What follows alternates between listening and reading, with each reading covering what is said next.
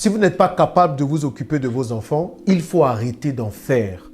Si vous n'avez pas d'argent pour vous occuper de vos enfants, il faut qu'on vous castre. Là, vraiment, permettez-moi de parler avec mon cœur. Permettez-moi d'être sentimental sur cette cause-là. Parce qu'à un moment donné, les amis, vous ne pouvez pas faire des enfants pour que d'autres personnes s'en occupent. Trop, c'est trop. Il faut qu'on arrête ça. Pourquoi j'en parle aujourd'hui? Mais parce que je viens vous parler d'un fléau qui prend de plus en plus d'ampleur dans nos capitales africaines. Que ce soit ici à Abidjan, que ce soit à Douala, que ce soit à Dakar ou d'autres capitales africaines, ce fléau prend trop d'ampleur. Et il faut qu'on en parle pour le stopper.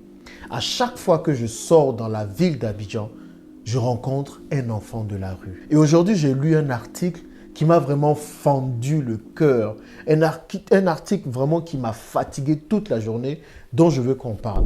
Cet article parlait des enfants talibés à Dakar. Ce sont des enfants que des parents donnent à des religieux pour prendre soin de leur éducation. On se rend compte que ces enfants sont parfois maltraités, ces enfants sont parfois abusés, ces enfants sont parfois poussés à la mendicité et plein d'autres choses. Quand on fait ce genre de choses à des enfants, les amis, ça me parle. Ça me touche énormément. Vous comprenez? On dit que la richesse de l'Afrique, c'est les matières premières. Mais il n'y a rien de plus faux. Parce que la vraie richesse de l'Afrique, c'est sa jeunesse.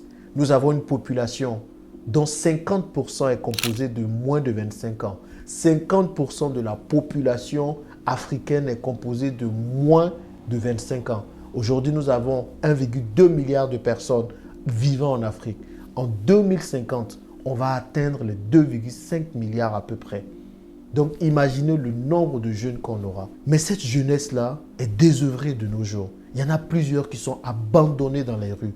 Et ces enfants n'ont pas de repères. Ces enfants ne savent pas à qui se confier, vers qui se tourner. Ils sont tout simplement du coup obligés de s'adonner à la drogue, de s'adonner au sexe. Certains même sont obligés de se vendre dans la prostitution pour pouvoir joindre les deux bouts. Et c'est ce qui donne aujourd'hui des choses comme porte-à-porte.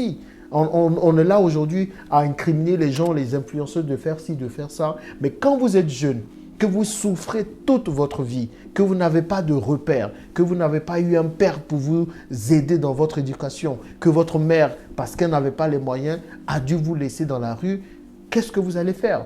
Vous êtes prêt à tout pour pouvoir vous en sortir. Et c'est ce qui pousse certains à se donner à la prostitution. C'est de notre responsabilité à tous de prendre soin de notre jeunesse, les amis. C'est inadmissible que nous puissions laisser comme ça notre jeunesse à la rue. Le problème, c'est quoi? C'est que plusieurs parents inconscients font des enfants sans avoir les moyens de s'en occuper. L'ère où il fallait avoir 10 enfants pour être appelé un garçon, c'est terminé. L'ère où on disait que plus tu as d'enfants, plus cela peut te permettre de pouvoir t'en sortir de la vie, et bien plus c'est une richesse, c'est terminé. Aujourd'hui, ça coûte extrêmement cher de prendre soin des enfants. Vous pensez que ceux qui ont un enfant, 2 enfants, c'est parce qu'ils ne peuvent pas avoir plus? C'est parce qu'ils ne sont pas aussi fertiles que vous? Mais c'est parce qu'ils ont compris que ça coûte cher de prendre soin des enfants et que c'est de leur responsabilité de limiter le nombre de leurs enfants. Donc, vous ne pouvez pas continuer à faire des enfants et espérer que d'autres personnes s'en occupent. On en voit plusieurs qui font des enfants et qui donnent les prénoms des autres. Moi, par exemple, il y a 5 Jean-Yves dans la famille.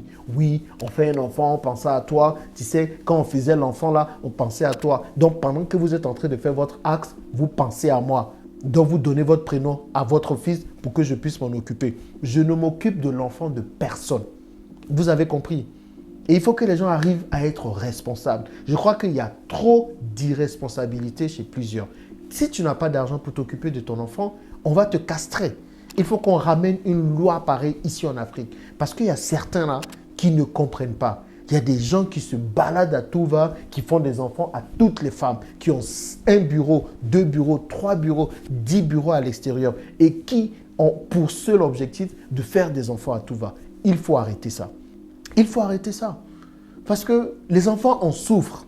Ok, les enfants en souffrent. Moi, j'ai souffert de ce genre de choses quand j'étais jeune. Je disais, on est né dans une famille de 10. Mon père était tout le temps absent. Écoute, si tu n'as pas les moyens de t'occuper de tes enfants, n'en fais pas. Vous savez donc, c'est pour ça, c'est une cause qui me tient à cœur, cette histoire.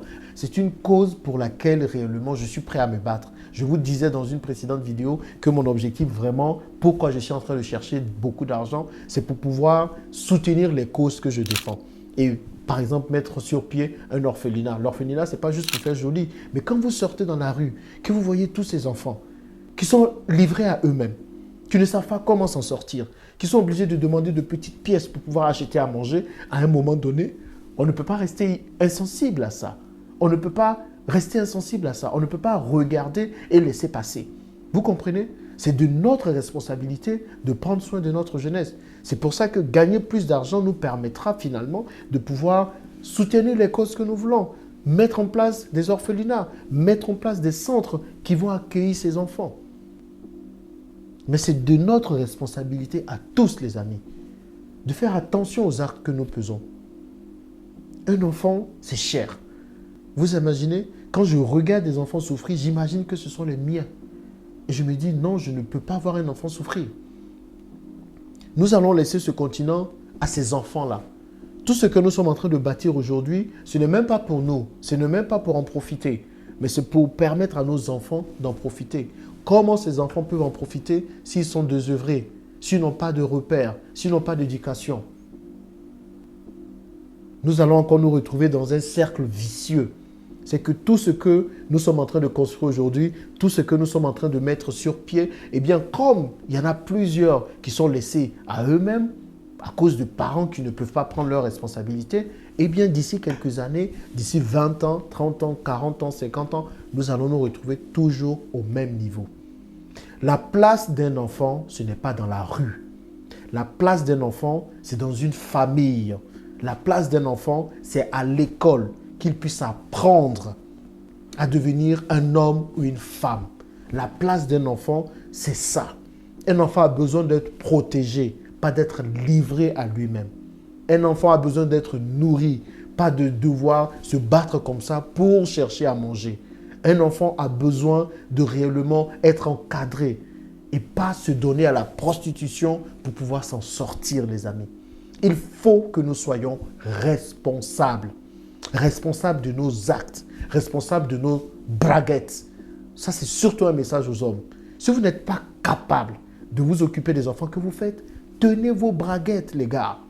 Tenez vos braguettes. Vous ne pouvez pas être pauvre et puis c'est vous qui faites des enfants à tout va. Il y a quelque chose qui ne va pas.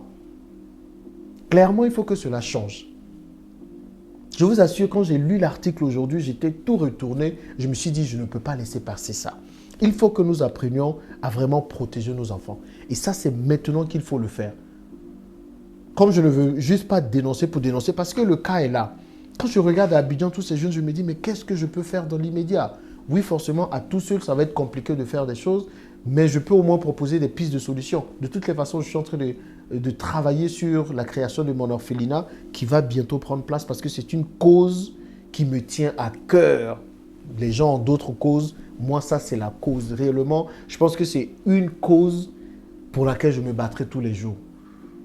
Donc, je suis en train de mettre sur pied cet orphelinat-là. Mais entre-temps, je pense qu'il faut que l'État se tourne dessus. Aujourd'hui, j'appelle à l'État, mais vraiment, c'est fou. Mais il faut qu'on limite le nombre d'enfants par famille, comme ça a été fait en Chine. Un enfant par famille. Tu fais plus d'un enfant ou plus de 2 enfants, tu payes des amendes. C'est clair. Tu payes des amendes. Comme ça, les gens vont se tenir à carreau. Il y a trop de laisser aller dans nos différents pays là. Maintenant, pour les enfants qui sont dans la rue, déjà, il faut créer des structures qui vont les recueillir et qui vont en prendre soin. Je trouve ça dommage vraiment que notre jeunesse soit aussi martyrisée dans un certain sens. Ça me fend le cœur vraiment.